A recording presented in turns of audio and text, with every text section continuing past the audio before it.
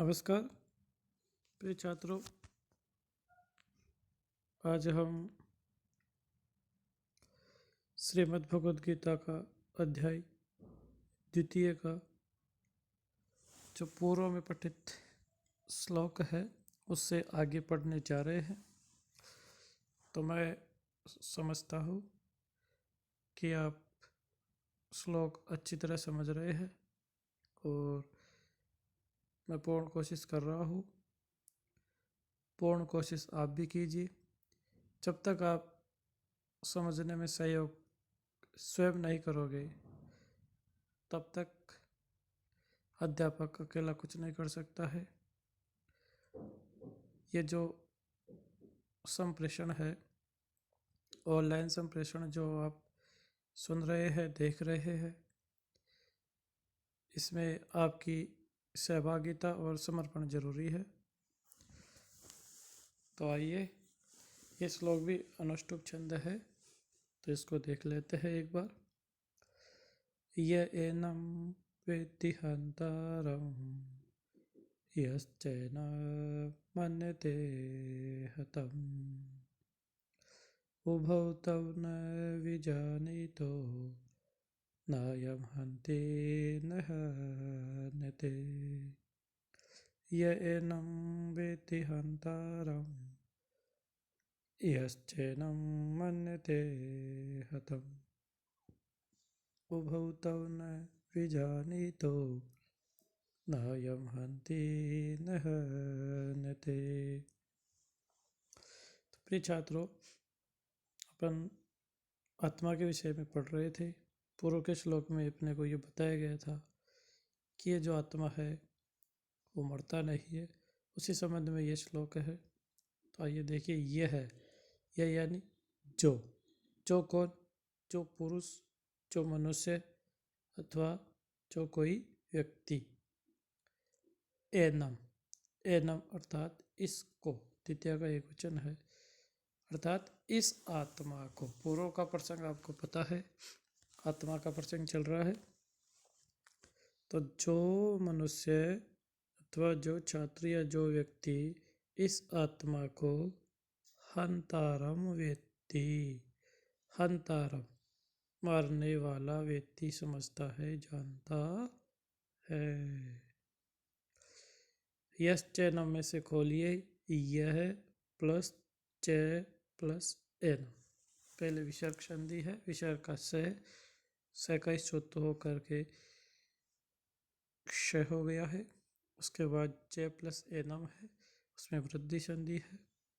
तो यहाँ से देखिए, च और यह जो मनुष्य एनम इस आत्मा को खत्म, मरा हुआ, मन्यते मानता है। तो जो मनुष्य इस आत्मा को मरा हुआ मानता है, तो इसमें दो बातें आपके सामने स्पष्ट हो रही है। पहली यह है, पहला वाला जो पादांश है, श्लोकांश है, उससे यह स्पष्ट हो गया कि जो मनुष्य इस आत्मा को मारने वाला समझता है, और दूसरे से हो गया जो इसे मरा हुआ समझता है। तो वे दोनों, उभव, उन दोनों को न विजानीता है, नहीं जानते हैं। अर्थात तो ऐसे दोनों मनुष्य इन दोनों को जानते नहीं है, क्योंकि अयम, अयम यानी यह जो आत्मा है, न हंति, न तो किसी को मारता है, और न हन्यति, और न किसी के द्वारा मरता है। इस प्रकार श्लोक का भावार्थ हो गया कि आत्मा न तो किसी को मारता है, न किसी से मरता है। और ऐसा जो समझता है वह मनुष्य बिल्कुल भी इसके विषय में जानकार नहीं है, वह इस विषय में अनजान है, अज्ञानी है।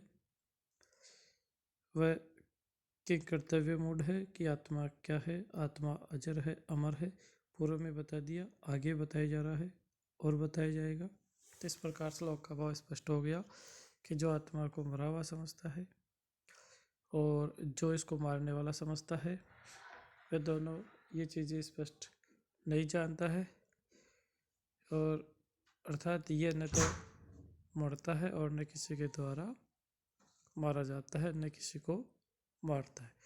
ये बात इस श्लोक में स्पष्ट हो गई है। आगे वाला श्लोक देख लेते हैं अपन। आगे वाला जो श्लोक है वो अनुष्टुप श्लोक नहीं है। तो देखो, पहले वाला जो चरण है इसमें न जायते विरेते व कदाचिन, यह वाला चरण है। तो ये तो उपेंद्र वज्रा का है। अगला जो नयम भविता है ये इंद्र वज्र है, अजो नित्य उपेंद्र वज्र है, नय हन्यते ये उपेंद्र वज्र। इस प्रकार इसमें इंद्र वज्र उपेंद्र वज्र दो छंदों का मिश्रण है। तो ये कौन सा छंद हो जाएगा? उपजाति हो जाएगा। तो आइए बच्चों एक बार इसका उच्चारण कर लेते हैं। पूर्व में भी उपजाति छंद इसमें आ चुका है, अपन पढ़ चुके हैं। तो आप कोशिश कीजिए, उच्चारण करने का भी प्रयास कीजिए।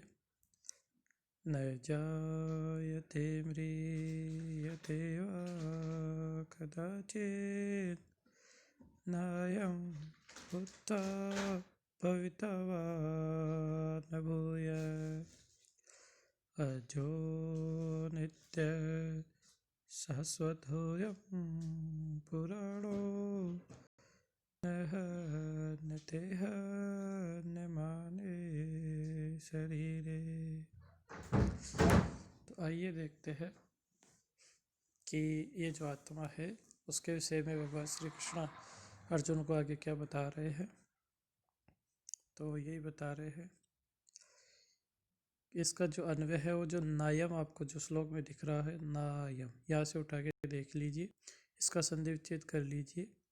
नय प्लस अयम क्या है? नय प्लस अयम है। तो यही इसको देख लेते हैं। यही इसका संधि विच्छेद है, नय प्लस अयम है। तो यहाँ से जब आप देखते हैं तो अयम अभी अभी आया था हाल ही में, अयम यानी यह है। ये क्या? यह आत्मा। यह जो आत्मा है यह कदाचित, कदाचित यानी कभी भी, किसी भी समय, न जायते, न तो उत्पन्न होता है, अर्थात न तो ये किसी समय किसी भी काल में जन्म लेता है, व अथवा न म्रियते और न ही ये मरता है। अर्थात यह आत्मा न तो किसी काल में जन्म लेता है और न किसी काल में मरता है, व अथवा न भूत्वा यह उपस्थित होकर के, भूय है फिर से, भविता होने वाला, यह न हो करके फिर होने वाला होता है, ऐसा भी नहीं है। क्योंकि ये क्या है? अयम, यह अज है, अज है, यह जन्मा है, इसका कभी जन्म नहीं होता है।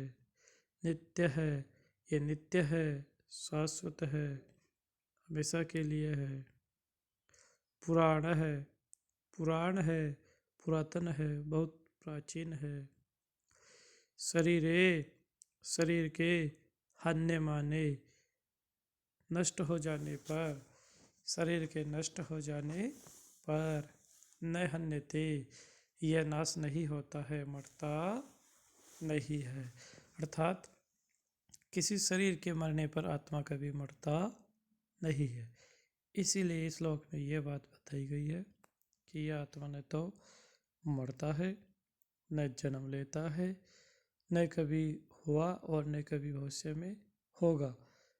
ये अज है, ये नित्य है, ये शाश्वत है, ये पुराण है, ये किसी शरीर के मरने पर कभी इसका नाश नहीं होता है। यही इस आत्मा के विषय में भगवान श्री कृष्ण कह रहे हैं। तो श्लोक आपको भली बात अच्छी तरह समझ में आ गया।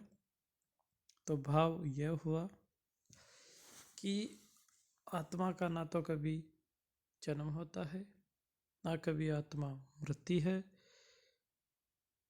न कभी आत्मा होगी, ना कभी हुई। तो फिर ये है क्या? तो ये अज है, ये नित्य है, ये शाश्वत है, ये पुराण है, ये किसी शरीर के नष्ट होने पर कभी नष्ट नहीं होती है। इस प्रकार इस श्लोक में अपन ये देख रहे, एक बार और देख लेते हैं, शब्दों के हिसाब से पुनः देख लेते हैं। फिर भी किसी की दिक्कत हो तो बार बार देख लीजिए, वीडियो को बार बार सुनिए, कोशिश कीजिए। आप यदि प्रयास करोगे तो मैं 100% यही कहना चाहूँगा कि आपके समझ में आ जाएगा। आप कोशिश कीजिए बस। तो आइए देखते हैं। न जायते न म्रियते वा कदाचिन नायम। नय में से अब ले लिया, अय में नहीं है आत्मा। कदाचित कभी भी, किसी भी समय, न जायते, न तो उत्पन्न होता है अर्थात न जन्म लेता है, न म्रियते, न मरता है, अथवा भूत्वा, उपस्थित होकर, जन्म लेकर, भूय, फिर से भविता, न होने वाला है, ऐसा भी नहीं है। यानी ये जन्म लेकर के फिर मरता है, ऐसा भी नहीं है। तो फिर कैसा है? तो इसके नीचे उत्तर दिया गया है कि आत्मा अज है, अमर है, शाश्वत है, पुराण है, शरीर के नष्ट होने पर कभी मरता नहीं, केवल शरीर मरता है। यह तो आगे वाला जो श्लोक आएगा उसमें और बताया जाएगा स्पष्ट इसका। तो इसमें क्लियर हो गया है। तो इसमें 4 बातें विशेष आई है कि आत्मा न तो कभी जन्म लेता है, न कभी मरता है, और न कभी यह आत्मा इस प्रकार कि फिर से वो जन्म लेने वाला है, ऐसा भी ये नहीं है। क्यों? क्योंकि इसको बताया गया ये कैसी है। तो नीचे की लाइन में बताया है कि अज है, नित्य है, अमर है, शाश्वत है, पुराण है। इस प्रकार इस श्लोक में ये चीज़ें बताई गई है। तो अब आपके अच्छी तरह समझ में आ गया होगा। अगले वीडियो में फिर मिलते हैं। धन्यवाद।